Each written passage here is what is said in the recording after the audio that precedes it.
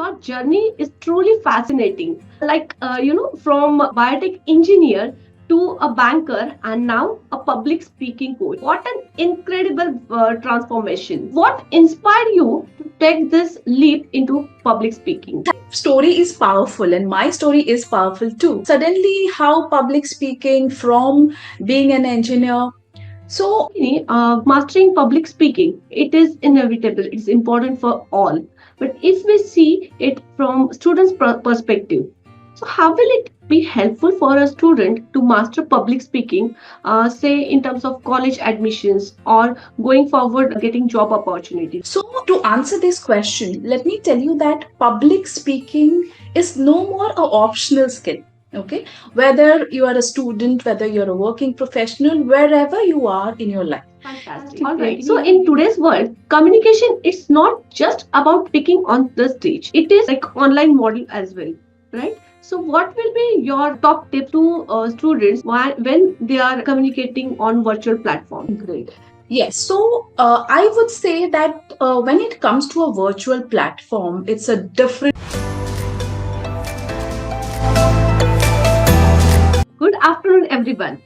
So I invite you all in today's podcast, and as I promised, today also we have a special guest with us. So let me introduce today's guest, an incredible public speaking coach. She works with executives and CEOs, helping them become the better version of themselves. She has transformed more than 10,000 professionals, and she is also the author of the book Speak Out. And her name is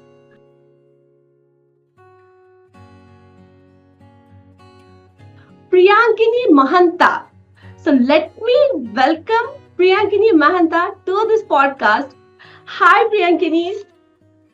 Hi Pankaja, thank you so much for that beautiful and amazing introduction. So you said much more than what I really am, and thank you so much for that.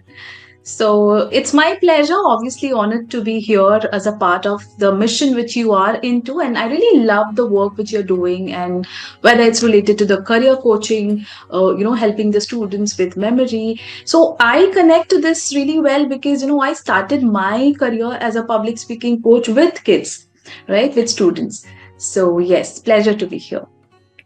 Great. Priyankini, your journey is truly fascinating. From biotech engineer to a banker and now a public speaking coach. What an incredible transformation. What inspired you to take this leap into public speaking? Thank you so much, first of all, Pankaja, for this question, because I really wait for this question. Whenever I am invited to any podcast, I generally, I want to answer this question because every story is powerful and my story is powerful too. Suddenly, how public speaking from being an engineer. So it's a long story, but long story short, what happened is after I did my BTech in biotechnology, I could not pursue MTech. Okay, so biotechnology is a research-based subject, and unless you do some masters in that, so it's very difficult to get a job, especially in India. There are a lot of research opportunities outside India. Like my friends have done MS and settled outside really well. So what happened is I got married. So then I decided that if I'm not able to do MTech, so it's better to quit the field here itself and do something else. Now, once I got married, so there was a bell ringing on my head, not from my husband, but from my dad saying that what next? Because he used to be a very ambitious person, and he was like, what next? What about your career? I want you to have a stable job. Okay. So this dialogue was always hanging on my head. So I told, okay, what do you want me to do? So he told me that take a stable job first, then you think whatever you want to do. Now, stable job in our time was either you get a government job, appear some competitive exams, be a doctor, engineer, or a banker. Right? So banker was the last option. Okay. I never ever in my life wanted to be a banker, but I want to prove it to my dad that I can be one. Right? So that's the reason I'm a very stubborn by nature. Okay. Like whatever I think, I do it. So what I told my dad, okay, I will give IBPS exam. So I started writing the exams so after marriage, within 9 months, my daughter was born. So my daughter was just 5 months old, I remember, when I started giving IBPS exams. So I wrote exams for 3 years, okay, sometimes, with my kid at home, sometimes putting her at daycare and all that happened. Finally, I cleared UCO Bank. Okay, I joined there. Within 3 days of joining, I realized that that's not my cup of tea. Why? Because there were two reasons. Number one is I was placed in a very remote area. So that time I was in Bangalore. So it was a very remote area, Dodalahalli in Kolkata, sorry, in Karnataka. So what happened is, it was very monotonous job. I could not bear that, monotony, and then people stinking, a lot of crowd and a lot of big queues, over your head all the time in front of you. So I don't know, I was very clear that I'm not going to do this. Second reason was that I was pregnant with my second kid, and I didn't get a good place to stay there, and then the commute from my place was like very, very far, around 80 kilometers. So I decided that my life is more important. So okay, and then my relatives, so my mom was not there, so that time, and dad was not there. So my relatives, my sisters, were again jumping on my head saying, then Didi, you have invested 3 years to get this and you're leaving this. I told, like, you will not understand anyways, right? So because they have not passed through that phase. Again, the question mark, like, what next? Okay, so what happened is I got a chance to do a course called PGDI, that is PG Diploma in International Education, at Indus International School, Bangalore. So I just jumped into the opportunity. Now, this was a game changer in my life. Okay, why? I'll tell you. So just a flashback.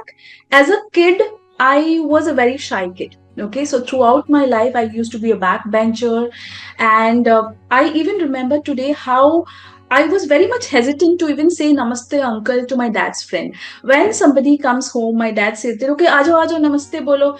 But then I used to be like, saying namaste was like coming out and saying namaste was a big, mountain for me. I just get nervous. I'm so fearful. I go to my mom and I hide behind her back in the kitchen and never used to come out, right? So from that, and also I belonged to a very small town in Orissa, and I grew up listening to things from my closed ones, like my friends, my dad's friends, my teachers, telling me that, "Arey, ye to kuch bolti nahi hai. She's not smart enough. She's a dumb fellow." They used to directly compare me with other children, saying that, "Usko dekho, look at her, the way she walks, learn from her," right? So I started believing that I am shy and I'm not a good speaker, right? And throughout my life of, I think, nursery to 15 years, I was from a convent school, but my English teacher used to push me always to go and speak, but I never spoke except twice or thrice the thoughts of the day, right? Today, if I say this to my clients, nobody believes it. Now, coming back to that PGDI course, what happened is that Indus International School was tied up with a Birmingham City University, London, that college. Okay, so one professor called Professor Simon used to come to Indus to train we teacher trainees. Right now, it was the 11th month, end of the course, and we were supposed, so out of around 200 teacher trainees, 50 was selected to present in front of Professor Simon. I was one among them, obviously, because in academics I was very good, and there also I performed really well. But when it comes to presentation, again, the same Priyankini, like, I was very much nervous. So what I remember, I told the course coordinator that, ma'am, look, I'm okay if somebody else presents, my report, but I am very much afraid to present in front of Professor Simon, who is from that university, right? She was like, are you mad? Are you crazy? This is your whole year work and you have to present. There's no way out. So I had to go, and I still remember that Priyankini, okay, older version. So the oiled hair, a bun here, wearing a blue color cotton sari, I presented, and it was around 20 minutes. Guess what happened? Professor Simon, he stood up. So I got a standing ovation from Professor Simon. He literally stood up among around 3,000 people. It was a huge auditorium, and he clapped. So that moment, changed my whole perception about myself. I felt so confident. I felt so powerful.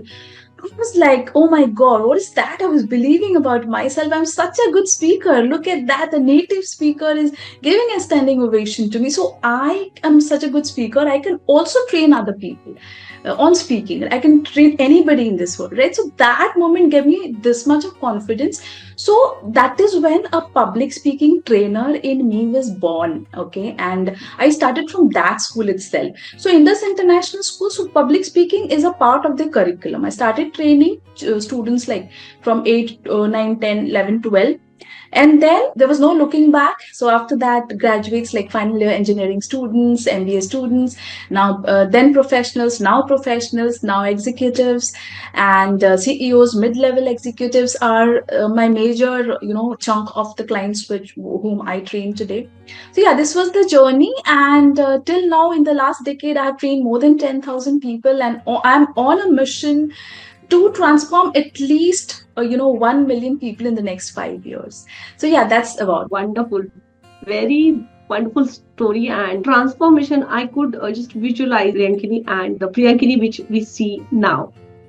Amazing. Priyankini, mastering public speaking, it is inevitable. It's important for all.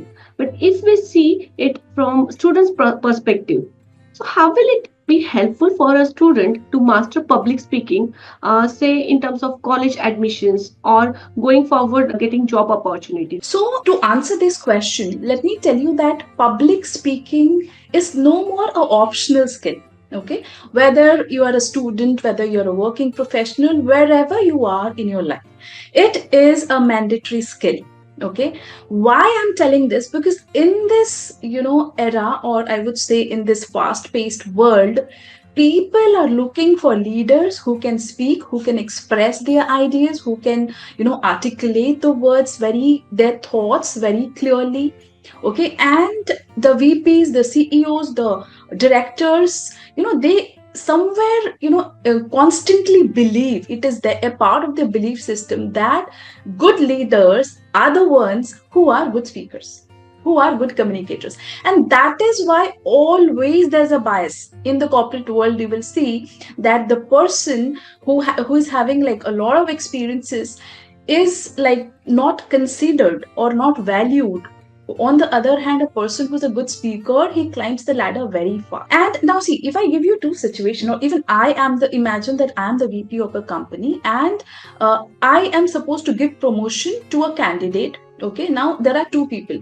Candidate one is having 15 years of experience. He is having all the skills required. He has a technical expertise, but he's very hesitant to even talk to his teammates, right? Number two candidate is having just 3 years of experience, not much good at technical expertise, but is very good at engaging people, presenting himself, like very good confidence, very good speaker. Right, so obviously the answer whom I will select for the promotion, right? It's obviously the second one. So everywhere it happens like, okay, it's not about other people. Okay, now you are giving an interview. It's not about the interviewer, or it's not only about the boss. Think about yourself. It's not about impressing the interviewer. Just to impress the interviewer, you have to be a good speaker. Just to impress your boss, you have to be a good speaker. Imagine when you are able to express your ideas freely, how do you feel? You feel very confident, right? So for yourself, now imagine the future you. Okay, now see, today you are a student, a college student. So tomorrow either you will be an employee or an employer, right? You will have your own business, or maybe you will work for someone. Now imagine it's like 10-15 days of joining, and there's a conference room, your boss is speaking and you're discussing on a topic, and your boss throws a questions to you, or maybe it's a brainstorming which is going on, and he wants your opinion, right? There are 10-15 people, and you feel so excited and you give your opinion. This is what I think about this idea. So how will you feel? You will feel so confident, right? Versus how will you feel the same scenario, the boss gives everybody a chance to speak and you don't speak, right? So what happens is, the point which is there in your mind, immediately the person sitting next to you, he says the same thing. How will you feel now, right? So you feel really devastated that, oh my god, this is something. And this, I'm very sure that this has happened in the school scenario, in the college scenario. Every time this happens with people who deeply believe that I'm not a good speaker. Because if you see, that time you didn't speak because somewhere deeply you felt or you believed that although I have this point, although I know the answer, I have a solid opinion, but I don't think I'll be able to express well, right? Thinking that you didn't. So what happens is, once when you turn down an opportunity, you become 10 times less confident. Okay. Now, when you do the same thing over and over again, you avoid some opportunity to speak. So it means you're undervaluing yourself. You are putting yourself down. Over and over again, it develops an inferiority complex within you. And that is also called as imposter syndrome, right? So you start doubting yourself a lot. Right now, so that is wrong. Okay, so the first scenario is something whom you need to become. Even if you're nervous, doesn't matter. Even if you don't know the answer, doesn't matter. Even if it is the worst answer, you give the answer. That's my suggestion. Now, you might be having one person in your life, whom you really, you might have seen a person just entering into the room, and then the whole vibe changes, right? The confidence oozing out, and then very good gestures, the tone, the voice. Like, for example, Mosami ma'am, the English teacher for me in the school, was my role model. I think today, if I look at like me, maybe 20 years back, 30 years back, I was in school maybe. So, I think I have become almost at least 50% of that, ma'am.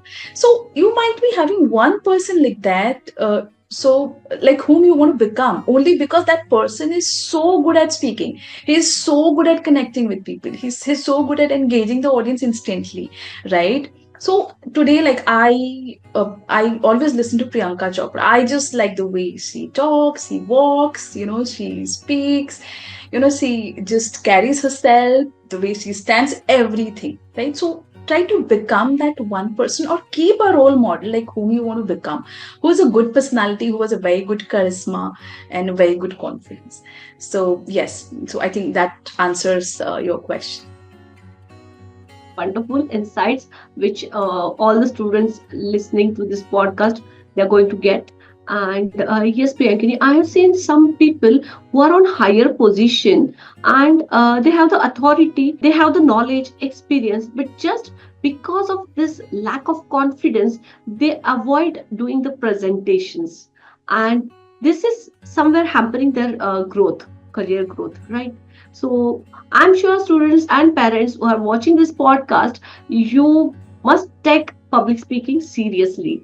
Yes. So moving to next question, Priyankini, many students struggle with speaking confidently.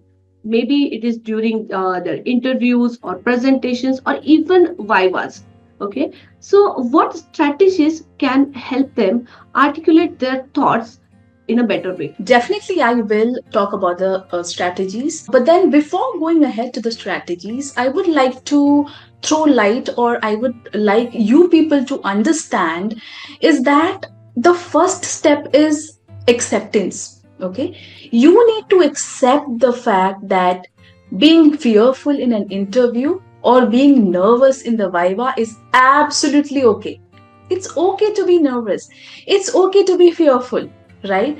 Now, why I'm telling this is, fear is just like a different emotion, like any other emotion. Like, you feel sad, you feel happy, you feel fear, right? So fear is also a normal emotion. So treat it normally.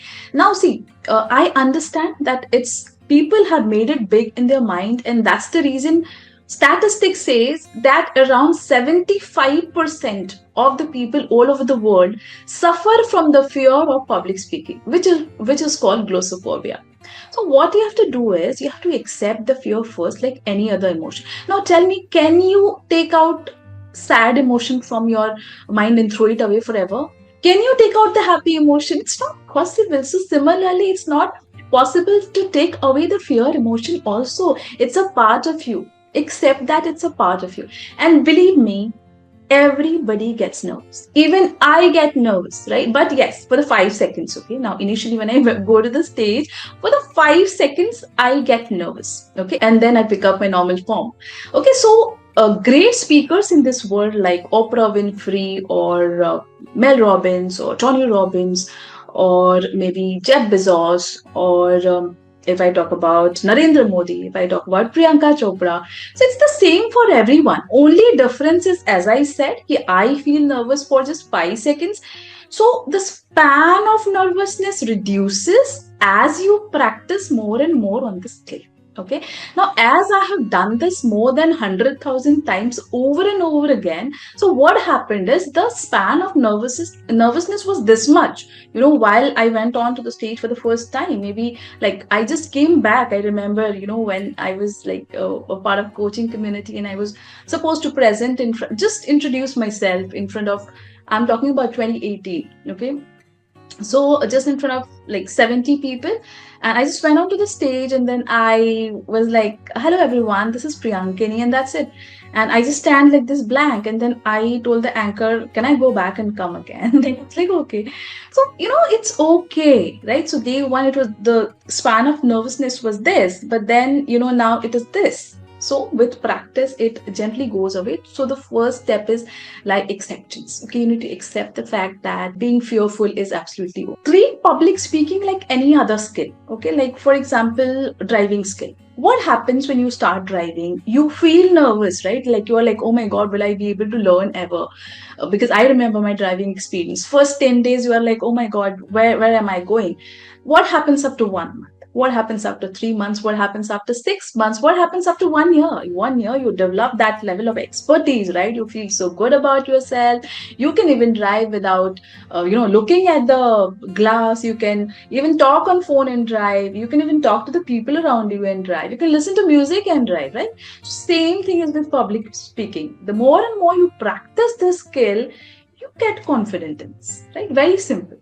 About the strategies, see, number one is practice with a structure. Now, what is that structure? What happens is when you are in the interview, like you have like a lot of pressure, or when you're presenting, you have a lot of pressure. Out of pressure, you talk very fast, and then you talk haywire. There's no structure. So follow a structure. I'll talk about two structure now. So the number one is PREP model, PREP. Okay. So PREP model is a speech structure model. P is point, R is reason, E is example, and P is again the point. So you close it again, start with the point and close it with the point. For example, if I'm talking about global warming. Now, if I say that, okay, global warming is a very serious environmental issue nowadays. Now, what's the reason of global warming? It's because of the emissions which we are doing, the industrial waste releases, the vehicle carbon releases, right?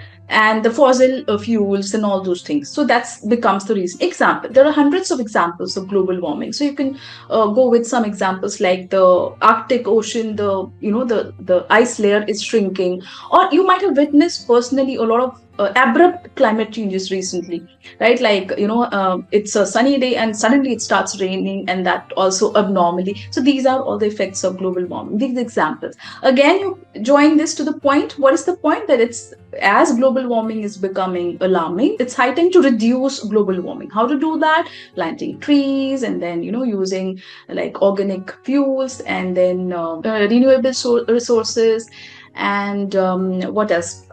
Reducing the carbon emission. So this is how you end your speech. So this structure is called PREP model. Second structure is STAR model. Okay, STAR. Now this STAR model you can follow whenever you are answering any interview question. Now, apart from tell me something about yourself, any question can be answered using this STAR model. Now let me like explain what is STAR model. It's like STAR. S is the situation, T is the task, A is the action, and R is the result. Now, for example, the interviewer is asking you that, okay, Vishal, so talk about one of your weaknesses and tell me how you have overcome that. So this is a very normal question, right? Which every interviewer will ask you, right? So using STAR model, what you can say is, talk about a situation. Now, see, the interviewer is looking for proof, for examples. Now, if you say, if you say jargon words like, okay, I'm a very confident person, I'm a very good communicator, I have very good leadership skills. So that is already there in your resume. What they are looking at is, so how do you prove that you have good leadership skill? How do I know that you are a good communicator, right? So they are looking for examples. Now, situation is something S. You start with an example. So you say that, okay, one day in my college, I was supposed to present in so and so. This was the topic. Okay, that's the situation. Now, T is the task. What was the task? I was very nervous, so I took it as a goal to get rid of public speaking and prepare for the presentation. Get rid of fear of public speaking.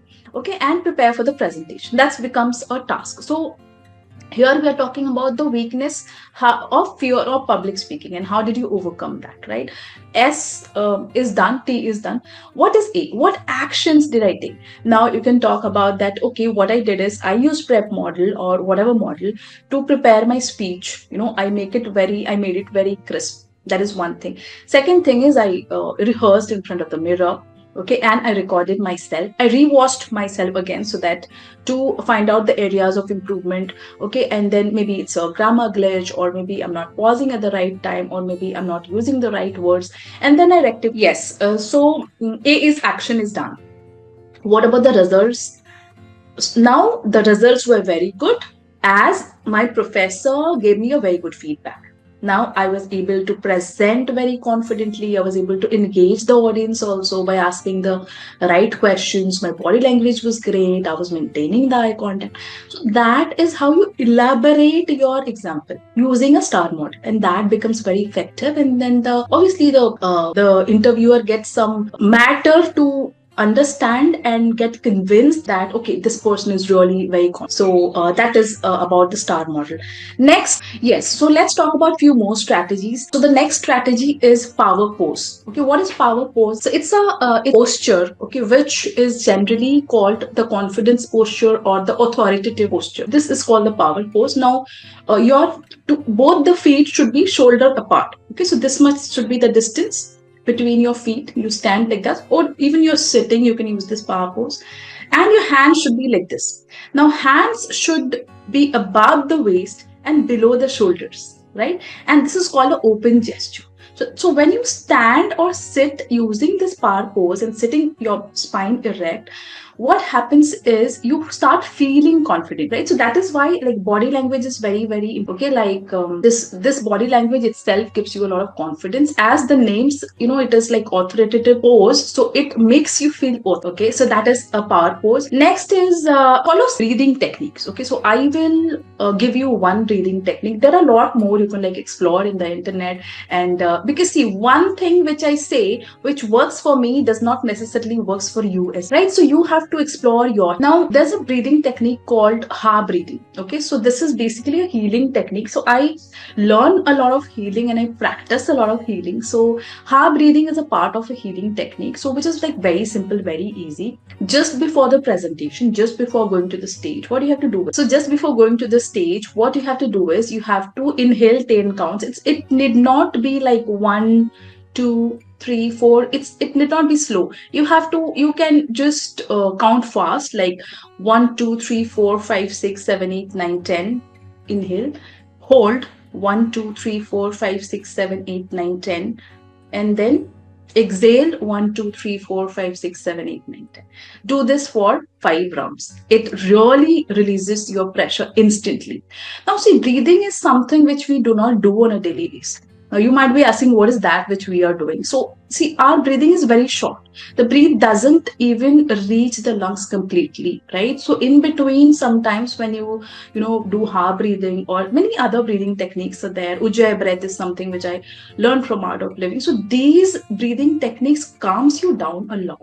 So try that, right? Other strategies can be mirror and recording. Okay, so mirror technique is something which I have been trying or doing since childhood. Okay, now I think I rarely do it because I'm very confident anyways, right? So mirror technique is very useful because I believe that if you're able to face yourself, you can face anybody in this world, right? So what you have to do is you have to rehearse just in front of the mirror and record yourself. Now see the recordings, and then you can show the recording to somebody else, or as because sometimes what happens is you're not able to see your flaws, so you can in case get the feedback from other people as well. Apart from that, pause is like very, very important.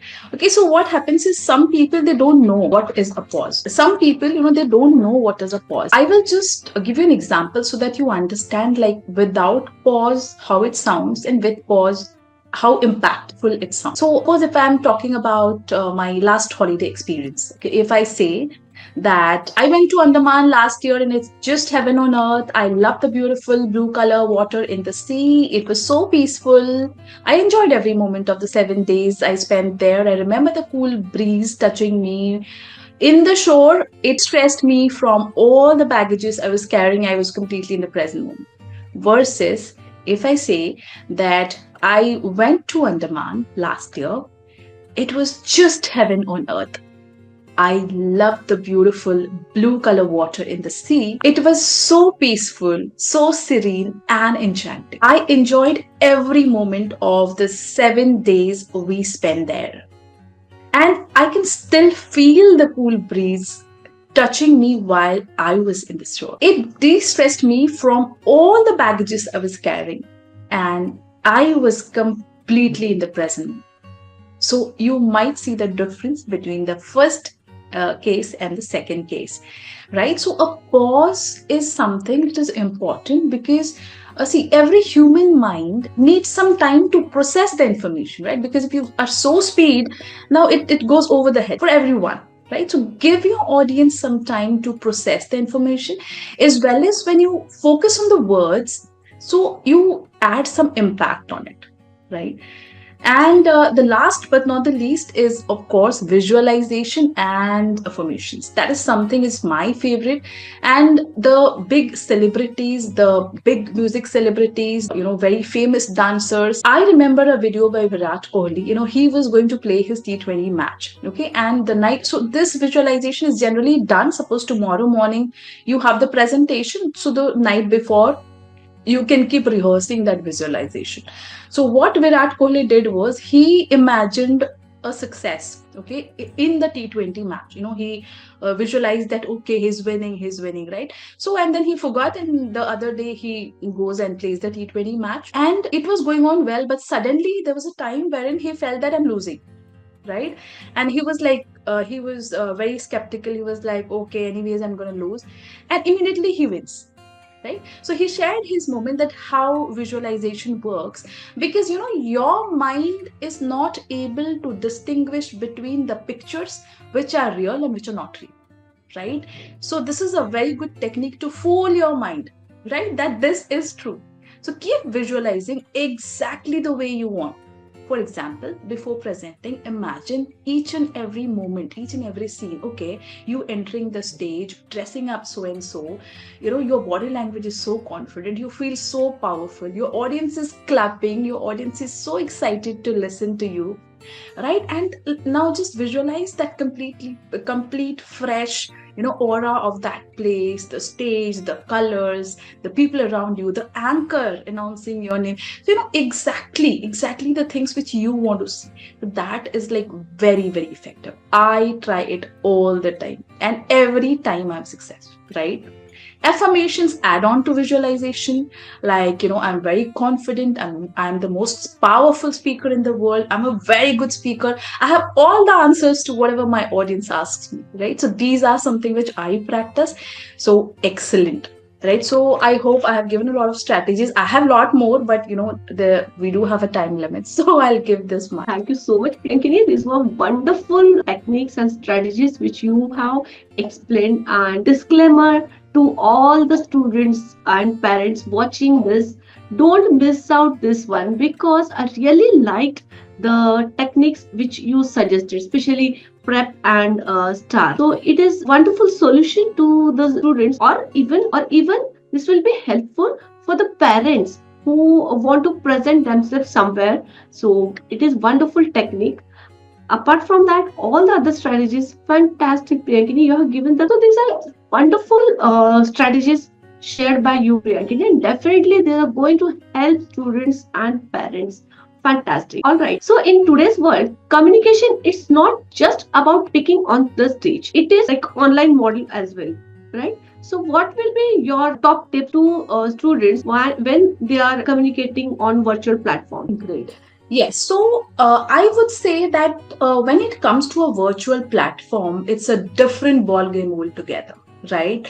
Because I know I have been doing online everything since 5 years, like it's everything online after corona or in the from the corona period, right? So as I said, it's a different ball game altogether, because see, physically when you're able to see that person face to face, it becomes very easy to connect with that person, so with a simple smile, with a simple eye contact.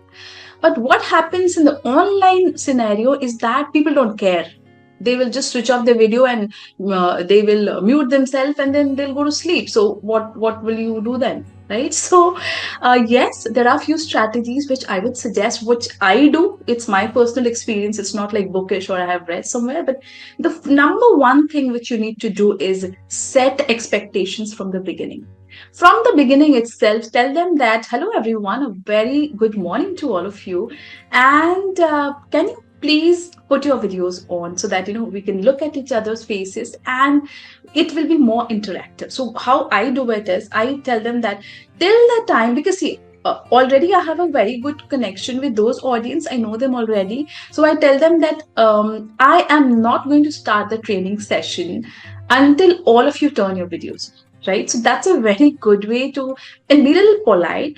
It's a very good way to set expectations that video has to be on, because audio is something, which is in your control whenever they have to speak you on it. But video on should be mandatory. That is one thing. Second thing is, very confident and very clear message. Now you need to talk very confidently and very clearly, and not very, but a slow pace. I don't mean, when I say slow pace, I don't mean like talk slowly, the volume slow. No. Pace slow meaning, yes, pace slow meaning you need to be clearly speaking each and every word. For example, do you want to take your public speaking to the next level, right? So it's like it's going very slow. It's not like, do you want to take your public speaking to the next level? So don't go fast, right? Be little slow in the pace. Next very important thing here is, yes, use voice modulation. Now, if you can see, like I use a lot of voice modulation to express the emotions. It's a very huge topic. Okay, like these a few minutes are not enough to make you understand voice modulation, because see, there are 4 elements in voice modulation. It's pace, it's pitch, it's volume, and the pause. Right? I will not be able to touch all of them, but yes, I'll definitely give an example so that you understand what is the difference. Now, if I say that I got the best speaker award last year, versus you say, you know what? I'm so excited to tell you that I got the best speaker award last year. Now, what is the emphasis on excited or best? So that is voice modulation.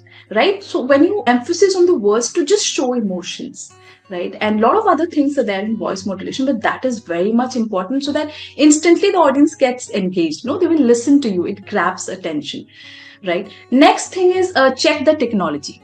Okay, it's very important, because online you have to check the video, you have to check the audio beforehand. Everything, the preparation has to be like preparation time has to be 1 hour, which I generally do, because you get ready, you get decked up, you check the sound, you check the video, right? You check the internet connection, the light, very important, whether it's daytime. If it's not daytime, you have to arrange for extra light. The background, it should not be messy at all. Most important, dress in formal, which took me a long time to understand and get into that. Okay, because see, it's in your subconscious anyways, I'm comfortable at home, I can be in my pajamas, right? But no, as you are a leader, so be like a leader, you need to get ready as if you're going to office, right? So that, and yeah, body language, like good posture, like always sit or stand straight. Your backbone should be straight, and the power pose, as I said. So it's same for online and offline. Right? And the last thing is interact more. Okay, like, it has to be like very, very interactive. Use the chat box more often, ask more questions. Now, chat box, you can just say that, okay, type bulb on if you feel that this is interesting. Type E if you're really excited to know more about this topic, something like that. And the last one is call out their names, because, name is something which everybody responds to. If there's a small baby, if you want to grab her or his attention, if you call the name like Puja, so immediately they will like look at you. So the same happens with every human being. So like suppose somebody is switching off the video and no audio on. Now the meeting is going on and you say, okay, Vishal, so what's your opinion on this? So immediately, their attention gets grabbed. So calling out the name is very, very important. Yeah, that's all is my suggestion for virtual meetings. Fantastic, fantastic. So, Priyankini, some students are naturally shy. Okay, so can an introvert person become a good public speaker? Yes, definitely. So that's a very good question, Pankaja, again. Because, see, there's no relation between being shy or being an introvert and being a good speaker. I'll tell you why. Now, as I said, like when I was kid, I was very shy. And even now I'm an introvert. Now, see, it's your nature. Being introvert is your nature, right? You don't have to change yourself just to be a good speaker. No, that's the biggest myth in this world, I think, that introverts cannot speak well. No. So break that myth today. And why I'm saying this is because, see, introverts, so it's I myself am introvert. So what happens is we people don't like socializing. Some people also have social anxiety, and it's absolutely okay if you don't like parties, don't go to parties. If you don't like socializing, like you prefer small groups rather than like many more people, and you are a person who likes to just be there, spending time with your own self and then just with a laptop, and you prefer to choose your friends, like talk to 2-3 people only, and you have very good bonding with 2-3 people only, around you, and you hardly prefer to talk to your neighbors, and that's absolutely okay, right? But thing is, see, public speaking is a skill. I would repeat it. Even introverts and extroverts can master it. It's a skill. Okay, whenever you practice public speaking, you can master it and you can speak really well. Because, see, I have seen that many of the great leaders were introverts. Like I was going through an article wherein I found out that, the people like Bill Gates, Mahatma Gandhi, Mark Zuckerberg, Albert Einstein. So these people were also introverts. So I am an introvert. When I can be a good speaker, obviously you can also be a good speaker. So all the introverts out there, no excuse of being an introvert. Build the skill, work on your public speaking skill, and you are going to master it. All right, with the right direction, right strategies, which Priyankini ma'am have already shared. Fantastic. So Priyankini, change starts at home. So how can parents create comfortable environment at home so that child feels comfortable sharing their opinion?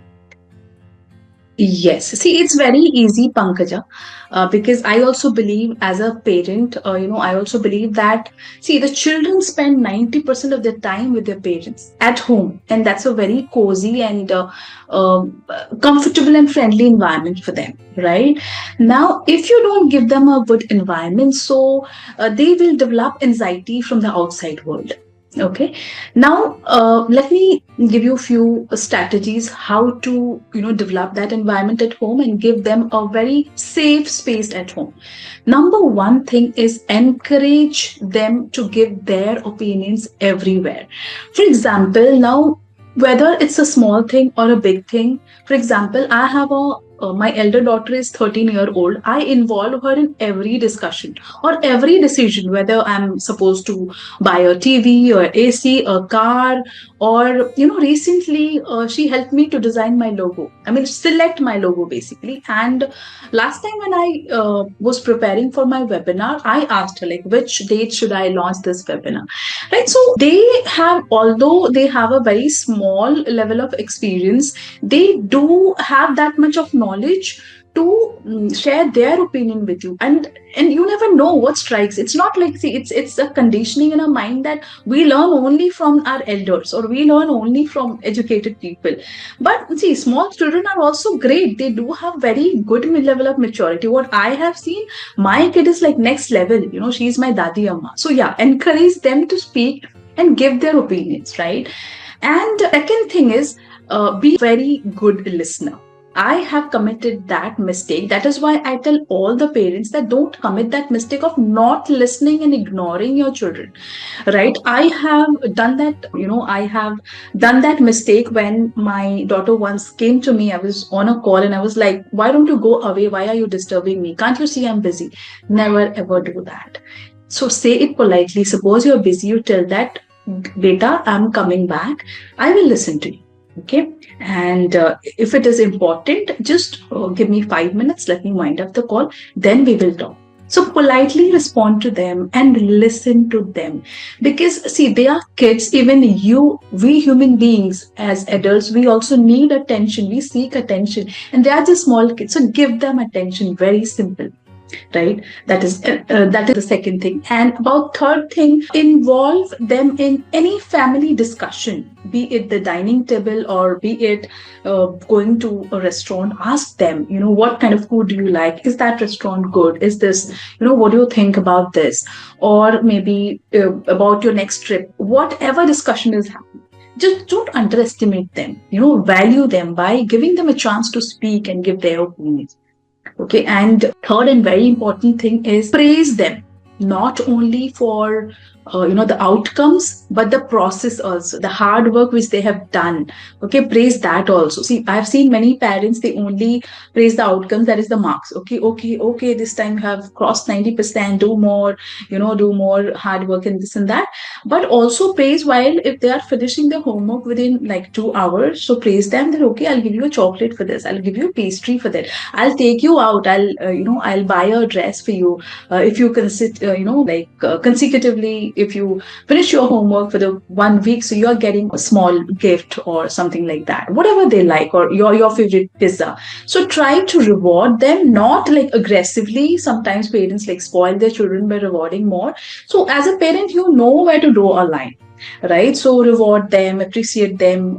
That makes them, happy, and they feel very safe in that kind of environment, and that boosts up their confidence, right? And what else? Yes, encourage the curiosity and the questions. I know that they ask very stupid questions sometimes out of curiosity. Like, for example, the other day my daughter was asking, Mama, what is the meaning of micronutrients? I was like, okay, it's not such a difficult word. So maybe there were some friends who were talking about micronutrients or vitamins or something. So she asks questions like, Mama, if the earth is spinning, why don't we feel it? Right? So encourage their curiosity. So what we normally do is, okay, shut up. You will understand when you grow up. Or so tell them right there. Right? So that is because nowadays the kids are very smart. They know much better than you, and you know that as a parent, right? So you have to be like 10 times smarter than them and answer. You need to have all the answers to their question. Right. So I think that is something which will open them up, and they will feel more safe with you rather than with the people in the outside world. So these were very fantastic suggestions. All the parents out there, if you're following, fantastic. If not, please start following and you will see the miracle happening. Yes. Coming to the next question, can you share an inspiring story of a student who overcame their fear of public speaking, and how it helped and how it changed their academic or career path? Definitely. Well, as I said, Pankaja, that now I'm working only with professionals. But yes, it's also true that I started off my journey with, students and final year BTech students and graduates. So I have a very powerful example. I would like to share the story, although I'll not mention the name. But, while I was in Bangalore, there was a student, he was a graduate. Okay, so he had squint eyes. Okay, so if you know what is squint eye, so basically you're looking there, but the audience, for other people, you seem as if you're looking at them, so the direction of the eyes is little different. So he used to be like very much underconfident, thinking that he has some flaws and it is a disability, and he avoided going to the people and speak, and he has a very short, very small groups of friends, only one or two, and he avoids speaking to other people, he avoids making friends. Now it was a training session, and one day I noticed him, over a month, and then one day I called him, and then I said that what is that which is going on in your mind? Why do you feel so underconfident? And I have seen that inferiority complex develop within him. Okay, so he told me, "Ma'am, you know that, right?" I told, "What I know? What is that?" He told that my eyes are not good. So what? Then he told that, "Ma'am, the people will laugh at me if I go there and speak, and people will judge me." I told, "That's okay. So you are afraid that people will laugh at you, right? They will make fun of you, right? Okay, do one thing. Today, in the training, generally I call them to the stage in front of the table and speak in front of around 12-15 people out there. So today, when you go and speak there, instead of them making fun of you, you start making fun of yourself, right? So let's see how it works." He told, "Okay, ma'am, I'll do it." What I did, when the moment he went there, and he said that, "You know what? I have squint eyes and my eyes are different, but don't you judge me, okay? Please don't judge me. Please don't assume that I'm looking at you, because I'm not looking at you. I'm looking this side." Right? So everybody like started laughing with him, and somewhere he accepted his flaws. Okay, and he told me personally that, "Ma'am, I don't know what happened, but then I felt so relieved today." Okay, so that is what happens when you accept your flaws. So you become a different person, because acceptance is everything, and you should be very grateful that you have all your senses, and that's also in a working condition. And many people do not have senses, right? They do not have body parts, some of the body parts. So be grateful for whatever you have. And see, this body image issue is a huge thing which affects your confidence, because throughout my 10 years of experience, I'm telling, maximum 85% of the people have this body image issue, if not today, during the childhood. Another example, right now I have a very highly qualified professional having 15 years of experience in a very good multinational company, Japanese company.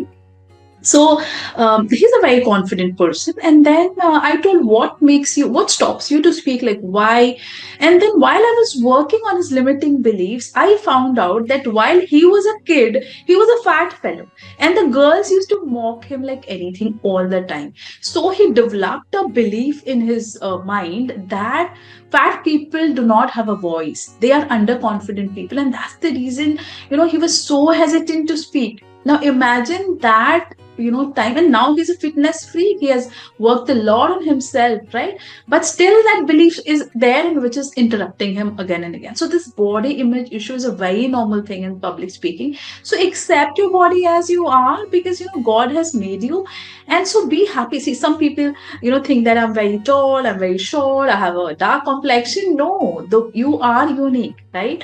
So this was about some stories, and yes. Really touching, both the experiences which you shared, Priyankini, are wonderful. And I have seen students, like working with students, I've seen they lose their confidence because of just simple thing. Like for others, it's just fun for a few moments, but for the person who is going through, it is the whole change in their personality.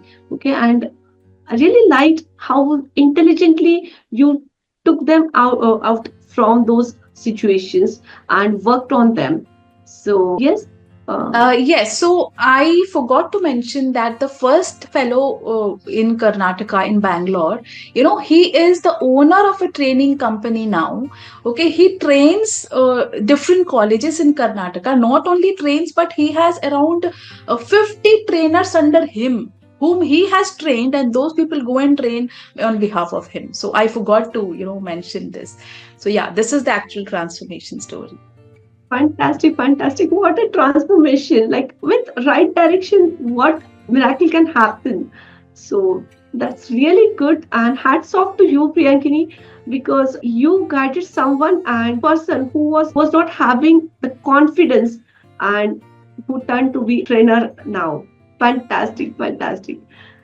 So coming to the end of this podcast, मन तो नहीं हो रहा है stop करने का, ये दिल मांगे more, and I am sure those who are watching will feel why I ended this podcast so early, but yes, time So consider करते हुए we have to end this. But yes, Priyankini, I really enjoyed all the discussion here. One last question: what will be your last message to all the students out there? Yes. So my message to the students out there would be confident, believe in yourself, and see, don't think that I'm an introvert. When I am an introvert and I can be the most brilliant speaker in the world, you can also become a brilliant speaker. Just you have to just believe that I am the Rajnikant of my own story. That's it. Because you are unique and you are the lead role in your own story. Remember that. Yes.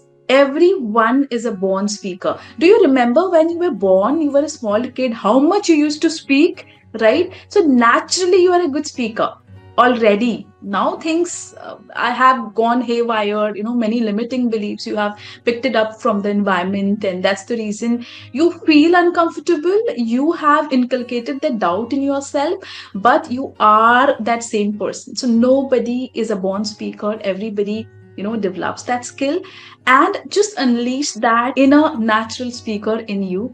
And yeah, that's my last message, is that you are the Rajnikant of your own story. That's wonderful message, Priyankini. And I'm very happy today you broke some myths, shared some very strategies, and this fantastic, inspiring message.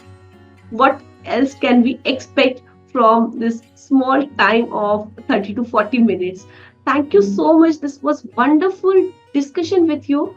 And thank you for taking time out to share your insight. Thank you so much. It was pleasure to host you. Thank you. Thank you so much, Pankaja. It's my honor to be a part of your podcast. And I also enjoyed and hope your students might have, got a lot out of this podcast. And please do watch this. And thank you so much.